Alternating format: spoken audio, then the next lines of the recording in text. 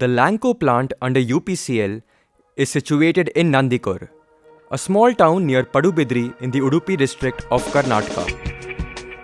The plant has two generating units that together produce more than 1200 megawatts of electricity.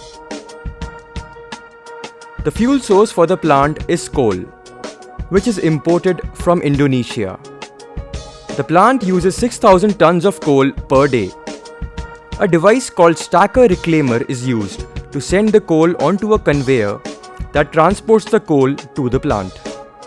Once inside the plant, the coal is stored in large bunkers.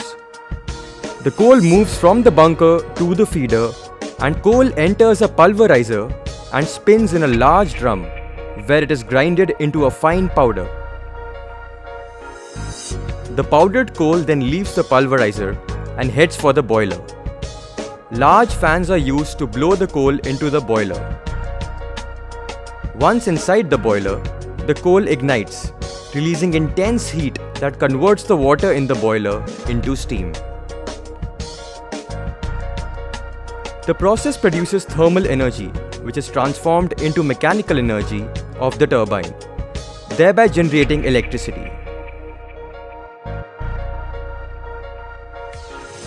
Steam used transforms into hot water, which is sent to the cooling towers. Fly ash is captured and removed from the flue gas by electrostatic precipitators located at the outlet of the furnace and before the induced draft fan. The structure of the chimney is for venting the hot flue gases or smoke from the boiler to the outside atmosphere. The working of the chimney is based on natural draft or stack effect. The hot air, being lighter, rises to the top. The process of igniting the coal produces ash, which is of two kinds, bottom ash and fly ash. Bottom ash is stored in an ash pond. The fly ash is released in the air. It is this fly ash which is being blamed by the locals for pollution of the air. This flash animated diagram basically shows how a thermal power plant functions from portion to portion. UPCL, UPCL is not facing any problem, but UPCL, as you know, it is a power generating company. Presently, they are having two units, each of 600 megawatt each, total 1200 megawatt per day. What is their capacity of power generation? As per the MOF stipulation, 100% water they are bringing from the sea only. They doesn't have any borewell or open well or any other sources other than sea. From sea, they are taking the water through pipeline, and they have got a desalination plant, that is RO system. They are having reverse osmosis system where they treat the water whichever they require for the domestic and for the boiler purpose, and other water for cooling purpose directly they are using sea water, wherein through cooling tower it is recycled back for the cooling purpose. But the protesters have a different tale to tell.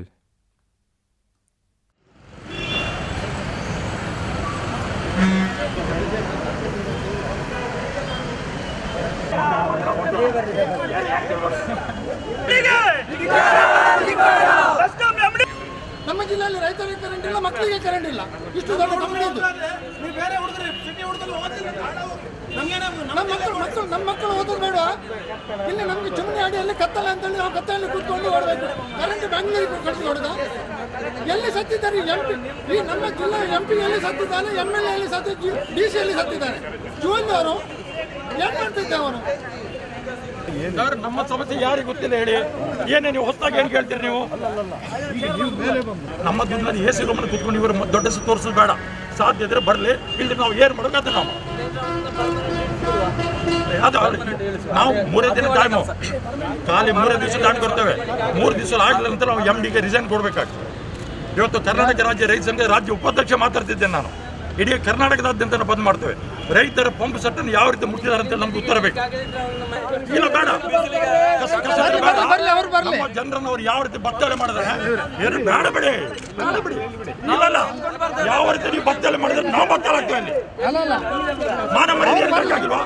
ಬತ್ತಲೆ ಮಾಡ್ತಾರೆ ಮಾಡಿ ಏನು ಕಿತ್ಕೊಳ್ತಾರೆ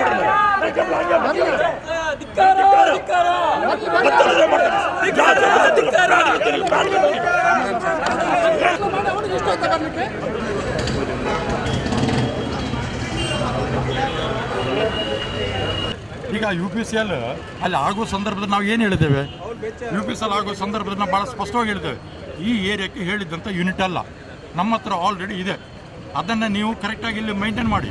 ಇದನ್ನು ನೀವು ಬೇರೆ ಎಲ್ಲಿ ಬೇಕು ಅವಶ್ಯಕತೆ ಇರ್ತಕ್ಕಂಥ ಜಾಗ ನೋಡಿ. ನಮ್ಮ ಕರ್ನಾಟಕದಲ್ಲಿ ವಿದ್ಯುತ್ ಕೊರತೆ ಇಲ್ಲ. ಫಾರ್ ಯುವರ್ ಇನ್ಫಾರ್ಮೇಷನ್, ನಮ್ಮಲ್ಲಿ ಇವರು ಕಳ್ತನ, ಲೈನ್ ಲಾಸು, ಡಿಸ್ಟ್ರಿಬ್ಯೂಷನ್ ಲಾಸು, ಮತ್ತು ಅಲ್ಲಿ ಕೆರೆಗಳಲ್ಲೆಲ್ಲ ಹೂಳಕ್ಕೆ ಕಾರ್ಯಕ್ರಮ ಸರಿ ಮಾಡಲಿಲ್ಲ, ಅದರಿಂದಾಗಿ ಇದು ಸಮಸ್ಯೆ ಆಗಿದೆ. These voices of anger are not the only ones against the power plant. Since the time the plant was conceived, there have been many similar protests against the UPCL. Farmers in and around the area have been angry over how their agricultural produce has been damaged due to the pollution caused by the thermal plant. People who have suffered the most because of this plant are the natives of Nandikur.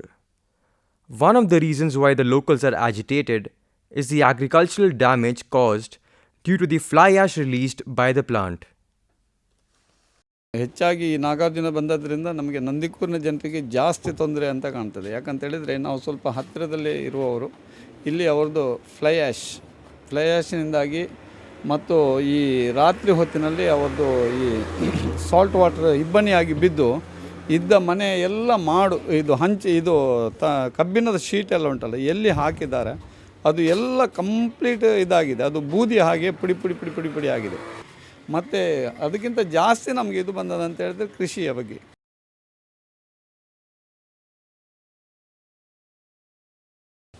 ಇದು ಕಂಪಿನ ನಮಗೆ ಇದು ಬಂದ ನಂತರ ಈ colour ಬರುವುದು ನಮ್ಮ ಕೃಷಿಗಳಿಗೆಲ್ಲ, ಫಲವಸ್ತು ಎಲ್ಲ ಅದರಲ್ಲಿ ಕಡಿಮೆ ಬರುವುದು. ಇದಕ್ಕಿಂತ ಮುಂಚೆ ನಾನು ಅದರ ಫೋಟೋ ತೆಗೆದಿಟ್ಟಿದ್ದೇನೆ. ಹೌದೌದು, ಅದರ ಬಿಳಿ ಬೂದಿ ಹಾರ್ತದೆ ರಾತ್ರಿಗೆ. ಆ ರಾತ್ರಿ ಬಂದ ಬೂದಿ ಇದು ಎಲ್ಲ ಕೃಷಿಗೆ ಅದರಲ್ಲಿ ತೊಂದರೆ ಉಂಟು ನಮಗೆ.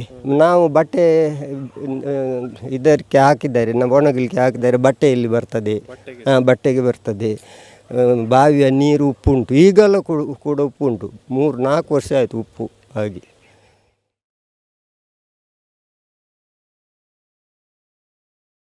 ನಾನು 35 ವರ್ಷದಿಂದ ಕೃಷಿಯಲ್ಲಿಯೇ ನಾವು ಇದ್ದು ನಮ್ಮ ಎಲ್ಲ ಮಕ್ಕಳ ಒಳ್ಳೆಯ ಕೆಲಸ ಇದರಲ್ಲಿಯೇ ಮಾಡ್ತಾಯಿದ್ದೇವೆ. ಈಗ ನಮಗೆ ಒಂದು 3-4 ವರ್ಷದಿಂದ ಏನು ಫಲವತ್ತು ಏನೂ ಬರುವುದಿಲ್ಲ ಈ ಕಂಪಿನ ಹೆಸರಲ್ಲಿ. ಅಡಿಕೆ ಮರ ಉಂಟಲ್ವ, ಅದರಲ್ಲಿ ನಾನೊಂದು 400ರಲ್ಲಿ 7 ಕ್ವಿಂಟಲು ಅಡಿಕೆ ತೆಗ್ತಾ ಇದ್ದೇನೆ. ಈಗ 2 ವರ್ಷದಿಂದ ಅದರಲ್ಲಿ 1 ಕ್ವಿಂಟಲ್ ವರ್ಷಕ್ಕೆ ಬೀಳುವುದು, ಇಲ್ಲದಿದ್ದರೆ 7 ಕ್ವಿಂಟಲ್ ಅದರಲ್ಲಿ. ಹೌದು, 125 ಕರಿಮೆಣಸಿತ್ತು, ಅದು ಎಲ್ಲ ಇದರ ಉಪ್ಪಿನಂಶದಿಂದ ಅದು ಎಲ್ಲ ಹೋಗಿ ಎಲ್ಲ ಸತ್ಯನಾಶ ಆಗಿ ಹೋಗಿದೆ ಎಲ್ಲ. ಇದು ನೋಡಿ ಈಗ ಆದದ್ದು ದನಗಳಿಗೆ ಅದೆಲ್ಲ ಹುಲ್ಲು ತಿಂದರೆ ಕೆಮ್ಮು ಬರ್ತದೆ. ದನಗಳಿಗೆ ಕೆಮ್ಮು ಬರ್ತದೆ. ಈಗ ನನ್ನ ದನ ಉಂಟಲ್ಲಿ ಅಲ್ಲಿ ಉಂಟು ದೊಡ್ಡ ದನ, ಅದಕ್ಕೆ ಕೆಮ್ಮು ಬರ್ತದೆ.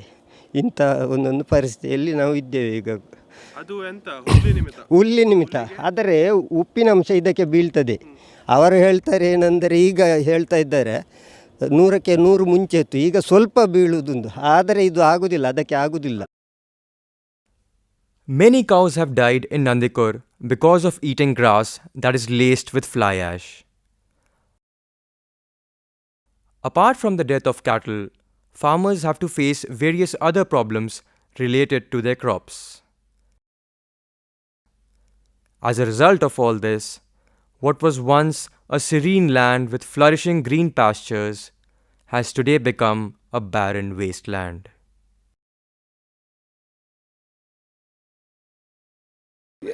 ಬಿಟ್ಟಿದ್ದಾರೆ. ಏನಿಲ್ಲ ಪಾಪ, ಏನು ಮಾಡಲಿಕ್ಕೆ ಇದ್ದಿಲ್ಲ. ಕೆಲವರೆಲ್ಲ ಅಲ್ಲಿ ಒಳಗಿದ್ದವರು ಇಷ್ಟು ಕೂಗ್ತಾ ಇದ್ದಾರೆ, ಅವರಿಗೆ ಕೃಷಿ ಮಾಡಲಿಕ್ಕೆ ಸಾಧ್ಯನೇ ಇಲ್ಲ. ಇನ್ನೊಂದು ಅವರ ಇದರಲ್ಲಿ ಬಂದಂಥ ನೀರೆಲ್ಲ ಗದ್ದೆಗೆ ಬಿದ್ದು ಅರ್ಧ ಅವರದು ಸಾಧಾರಣ ಒಂದು 10 ಎಕರೆ ಗದ್ದೆ ಇದ್ದರೆ ಅದರಲ್ಲಿ ಈಗ ಒಂದು 5 ಎಕರೆ ಕೂಡ ಅವರಿಗೆ ಕೃಷಿ ಮಾಡಲಿಕ್ಕೆ ಹೋಗಿಲ್ಲ. ಒಂದು ಮಾಡಲಿಕ್ಕೆ ಸಾಧ್ಯ ಇಲ್ಲ, ಮಾಡಲಿಕ್ಕೆ ಇದ್ದದ್ದು ಮಾಡಲಿಕ್ಕೆ ಬರೋದಿಲ್ಲ, ಎಲ್ಲ ಮಣ್ಣು ಇದು ಎಲ್ಲ ಬಿದ್ದು ಅಷ್ಟು ಅಯೋಗ್ಯವಾಗಿ ಹೋಗಿದೆ. ಮತ್ತು ಇದರಲ್ಲಿ ವಿಶೇಷ ಅಂತ ಹೇಳಿದರೆ ಇಲ್ಲಿ ನಮ್ಮ ಈ ಕಡೆಯ ಪರಿಸರದಲ್ಲಿ ಹಲಸಿನ ಮರ, ಒಂದೇ ಒಂದು ಹಲಸಿನ ಮರ ಜೀವ ಇರಲಿಕ್ಕೆ ಸಾಧ್ಯ ಇದಿಲ್ಲ, ಎಲ್ಲ ಹಲಸಿನ ಮರ ಸತ್ತು ಹೋಗಿದೆ ಉಪ್ಪು ನೀರು ಬಿದ್ದದ್ರಿಂದ. ಮತ್ತು ತೆಂಗು ಮತ್ತು ಭತ್ತ, ಇದಕ್ಕೆ ಭತ್ತ ಮಾಡಿದಲ್ಲಿ ನಮ್ಮ ಕಳೆದ ಸಲ ಮಾಡಿದ ಇಳುವರಿಯಲ್ಲಿ ನಮಗೊಂದು 30% ಕೂಡ ಇಳುವರಿ ಇದು ಮಾಡಿ ಇದು ಭತ್ತ ಸಿಗಲಿಲ್ಲ. ಬೇಸಾಯ ಮಾಡಲಿಕ್ಕೆ ಆಗೋದಿಲ್ಲ, ಎಲ್ಲ ಕರಟಿ ಹೋಗಿದೆ. ಮತ್ತು ಮೂಡ್ಲಾಗೆ ನಮ್ಮ 13 ಸೈಡ್ ಈಚೆಯಿಂದ ಎಲ್ಲ ಉಂಟು, ನಂದಿಕೂರು ತನಕ ಯಾರಿಗೂ ಆಗೋದಿಲ್ಲ. ಅಲ್ಲಿ ಎಲ್ಲೋ ಕಲ ನೀರು ಹೋಗಿ ಉಪ್ಪು ನೀರು ಹೋಗಿ ಯಾರೂ ಬೇಸಾಯ ಮಾಡೋದು, ದನ ಕಟ್ಟಲಿಕ್ಕೆ ಆಗೋದಿಲ್ಲ, ಹಾಲಿಲ್ಲ ಎಲ್ಲ. The state, however, argues that it has done its best to ensure that the local ecology is not damaged. From our department, we are visiting the plant 15 days once or every month, and we are collecting the samples, and also it is been tested in the laboratory. And also regarding plantations, as per the stipulations of the board, they have done various different types of category of plants, about 2.5 to 3 lakh saplings they have planted in the last 3 years. But the environmental problems continue to persist. Another major criticism against the plant is related to pollution of the local water bodies. Locals argue that the effluents from the plant are entering the water supply, leaving them with water that is unsafe for human consumption. ಮತ್ತು ಇಲ್ಲಿ ನಮ್ಮ ಈ ಪರಿಸರದಲ್ಲಿಂದ ಜನರಿಗೆ ಕುಡಿಯುವ ನೀರಿನ ಬಗ್ಗೆ ಬಹಳ ತೊಂದರೆ ಆಗಿದೆ. ಅಂದರೆ ಅಂತ ಹೇಳಿದರೆ ಎಲ್ಲ ಬಾವಿಯಲ್ಲಿ ಉಪ್ಪು ನೀರು ಬರ್ತಾ ಉಂಟು ಮತ್ತು ಈ ಬೂದಿಯ ಅಂಶ ಅದರಲ್ಲಿ ತೇಲಿಕೊಂಡಿರುವುದರಿಂದ ಆ ನೀರನ್ನು ಕುಡಿಯಲಿಕ್ಕೆ ಅಯೋಗ್ಯವಾಗಿ ಉಂಟು. ಪೈಪ್ಲೈನ್ ಹಾಕಿದ ನಂತರ ಅದು ನೀರಿನ ಇದೊಂದು ಕಬ್ಬಿಣದ ಅಂಶ ಉಂಟಲ್ಲ, ನೀರು ನಡಿಯಲ್ಲಿ ಬಂದು ಬಾವಿಯ ನೀರೆಲ್ಲ ಅದು ಎಲ್ಲೋ ಕಲರ್ ಆಗಿ ಕುದಿಸುವಾಗ ಕುಡಿಲಿಕ್ಕೆ ಇಲ್ಲ, ಸ್ನಾನ ಮಾಡಲಿಕ್ಕೆ ಇಲ್ಲ, ಮೈ ತುರಿಕೆ ಬರ್ತಿತ್ತು. ನೀರು ಹಾಳಾಗಿದೆ ಅಂದರೆ ಕಲರ್ ಚೇಂಜ್ ಆಗಿದೆ, ಒಂದು ಗ್ರೀನ್ ಟೈಪ್ ಆಗೋದು, ಎಲ್ಲೋ ಕಲರ್ ಆಗೋದು. ಮತ್ತು ಅದು ಕುಡಿದರೆ ಒಂದು 2-3 ವರ್ಷದಲ್ಲಿ ನಾವು ನೋಡಿದೆ, ಫಸ್ಟ್ ಈಗ 4 ವರ್ಷ ಆಗ್ತಾ ಬಂತು, ವಾಮಿಟಿಂಗ್ ಆಗಿ ಜ್ವರ ಬಂದು ಅಡ್ಮಿಟ್ ಆಗಿದ್ದೇವೆ 2 ಮನೆಯವರಲ್ಲಿ. ಮಕ್ಕಳು ಅಂದರೆ ಸಣ್ಣ ಮಕ್ಕಳಿದ್ದದ್ದು, ಹಾಗೆ ಎಲ್ಲರೂ ಅಡ್ಮಿಟ್ ಆಗಿದ್ದೇವೆ. ಹೇಗೆ ಅಂತ ನನಗೆ ಸಾಧಾರಣ ಮಟ್ಟಿಗೆ ಗೊತ್ತಾದ್ದು, ಅದು ಪೈಪ್ ಹಾಕಿದ್ದಾರಲ್ಲ, ಪೈಪ್ ಹಾಕುವಾಗ ಅದು ತುಕ್ಕಿಡಿದು ಆ ನೀರಿನಲ್ಲಿ ಇದು ಒಸರು ಅಂತ ಹೇಳ್ತೇವೆ ನಾವು, ಒಸರು ಬರುವುದುಂಟ 1 ಕಿಲೋಮೀಟರ್ ಆಚೆ ಈಚೆ ಅದು ಒಸರು ಹೋಗ ಸ್ವಲ್ಪ ಆಚೆ ಉಂಟು. ಅದು 24 ಅದು ಮಳೆಗಾಲದಲ್ಲೆಲ್ಲ ಕಾಣಿಸ್ತದೆ, ಯಾಕಂದರೆ ನೀರು ಮೇಲೆ ಬಂದ ಗೊತ್ತಾಗ್ತದಲ್ಲ.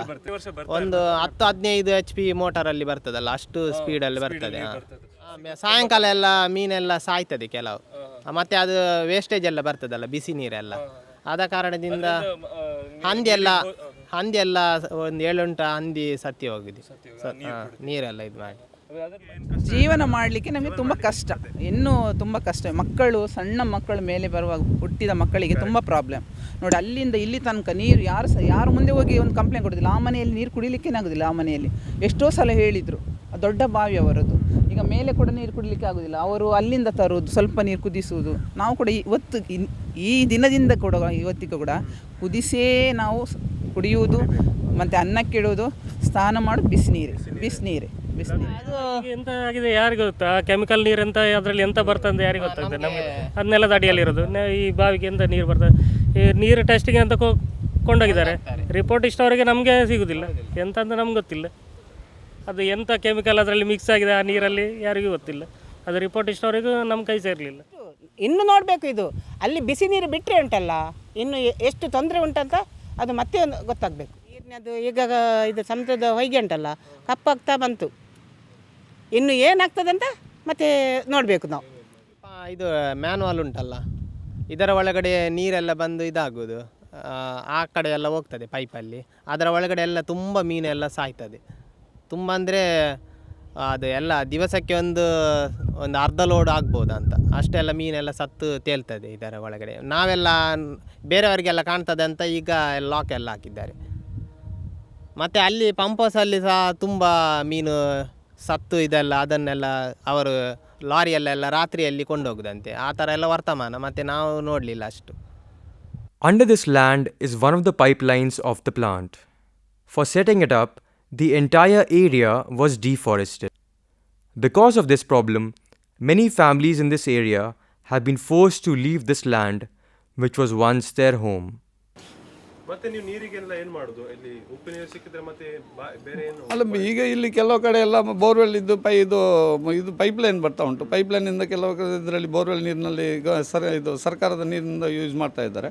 ಒಳಗಿನವರು ಬಹಳ ಕಡೆಗೆ ಅವರಿಗೆ ಉಪಾಯನೇ ಇರುವುದಿಲ್ಲ. ಎಲ್ಲೆಲ್ಲಿ ಒಂದು ಮೈಲ 1.5 ಮೈಲ ದೂರ ಹೋಗಿ ಬೇರೆಯವರ ಬಾವಿಯಿಂದ ತಂದು ನೀರು ಕುಡಿತಾ ಇದ್ದಾರೆ. Earlier we had some problems regarding 2 years back there was breakage of the pipeline which whatever the water they are bringing from the sea, the pipeline earlier which was FRP based pipeline was there which was broken in some places due to the pressure and immediately afterwards as per the directions they have replaced with the mild steel pipeline. By that from last 1.5 years there is no any such leakage. Environment is not the only thing that has been affected by the thermal plant. The plant has affected the lives of the people at a more personal level, especially in the manner in which it has been constructed. ಹೌದು, road ಇತ್ತು, ಅಲ್ಲಿ road ಕಟ್ಟು ಮಾಡಿದ್ದಾರೆ. ಈ ಕಂಪಿನ ರೈಲ್ವೆಗೆ ಜಾಗ acquire ಆಯಿತು ಬದಿಯಲ್ಲಿ. ನಿಮಗೆ ರೋಡ್ ಕೊಡ್ತೇವೆ ಅಂತ ಮೊದಲು ಅವರು ಹೇಳಿದರು. ಆಮೇಲೆ ಅವರೇನು ಮಾಡಿದರು, ಅವರಿಗೆ ಈ ಕೊಂಕಣ್ ರೈಲ್ವೆ ಹೇಳಿದ್ದಾರಂತೆ ಅದಕ್ಕೆ ಪಾಸಿಂಗ್ ಸ್ವಲ್ಪ ದೂರದಿಂದ ಕಂಪಿನವರು ತಗೊಳ್ಳು, ನಿಮಗೆ ಪಾಸಿಂಗ್ ಕೊಡಲಿ, ಇಲ್ಲಿ ಹತ್ತಿರ ಕೊಡಲಿಕ್ಕೆ ಆಗೋದಿಲ್ಲ ಅಂತ ಅವರು ಹೇಳಿದರು. ಹೌದು, ಇವರ ಹತ್ರ ಮಾತಾಡುವಾಗ ಅದು ನಾವು ಮಾಡೋದಲ್ಲ, ಅದು ರೈಲ್ವೆ ಅವರೇ ಮಾಡಬೇಕು ನಿಮಗೆ ರೋಡು ಅಂತ ಅವರು ಹೇಳ್ತಾರೆ. ಯಾರದ್ದು ಮಾತು ಕೇಳಿ ಎಲ್ಲಿಗೆ ಹೋಗೋದಂತ ನಮಗೆ ಗೊತ್ತಿಲ್ಲ ಸರ್. ಈಗ ನಾವು ಅಷ್ಟು ಕಷ್ಟದಲ್ಲಿದ್ದೇವೆ ನೋಡಿ. ನೀವು ನಮ್ಮ ಈ ಪರಿಸರ ಉಂಟಲ್ವ, ಒಳ್ಳೆಯ ಪರಿಸರ ನಮ್ಮದು. ಪರಿಸರ, ಈ ಜಾನುವಾರು, ಈ ಫಲವತ್ತು ನಮ್ಮ ಪರಿಸರ ಮಾಲಿನ್ಯ ಇದು ಎಷ್ಟು ಒಳ್ಳೆಯ ನಮಗೆ ವಾತಾವರಣ ಕೊಡ್ತಾ ಇತ್ತು. ಈಗ ಈ ವಾತಾವರಣ ಎಲ್ಲಿಂದ ನಾವು ತರುವುದು? ನಮ್ಮ ಹಿರಿಯ ಪೂರ್ವಜರು ಎಲ್ಲ ಪರಿಸರವನ್ನು ಒಳ್ಳೆಯದು ಮಾಡಿ ಇಟ್ಟಿದ್ದಾರೆ. ನಮಗೆ ಅದನ್ನು ಮಾಡಿಕೊಂಡು ಬರಲಿಕ್ಕೆ ನಾವು ಅದನ್ನೇ ತೆಗೆದು ಬಂದರೆ ನಮ್ಮ ಇನ್ನೇನು ಪರಿಸರ ಹೌದು, ನಮ್ಮ ಮಕ್ಕಳ ಅಲ್ಲ ನಮ್ಮ ಮಕ್ಕಳ ಮಕ್ಕಳಿಗೆ ಕಷ್ಟ ಆಗೋದಿಲ್ವ?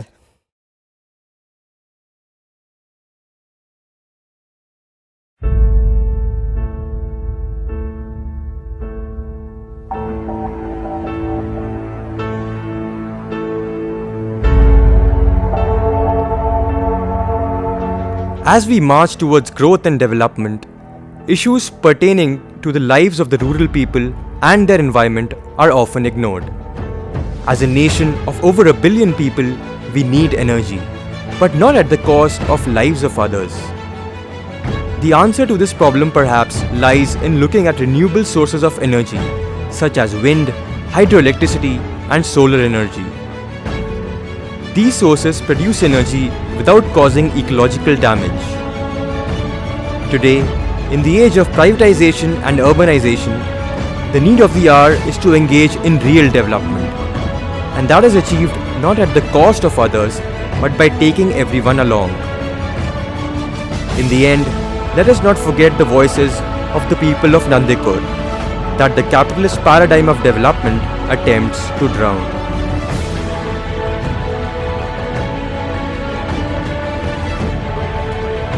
The earth provides enough for every man's need, but not for every man's greed.